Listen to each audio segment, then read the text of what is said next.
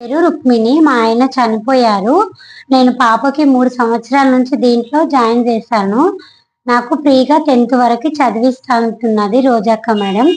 నేను దానికి చాలా రుణపడి నేను ఉడా కాలనీలో ఇళ్లలో పని చేసుకుంటూ ఉంటాను. ఫీజు కట్టలేకపోతున్నాను నేను. ఫీజు కట్టకపోతే ఏం చెప్తారు? నాకు ఫ్రీగా చదివిస్తానన్నది పాపకి 10th వరకు. ఎట్లా అనిపిస్తుంది మీకు? నాకు చాలా హ్యాపీగా ఉంది. థ్యాంక్స్. ఒకవేళ మీరు బయట స్కూల్లో చదివించారంటే ఎంత అవుతుంది? చాలా అవుతుంది.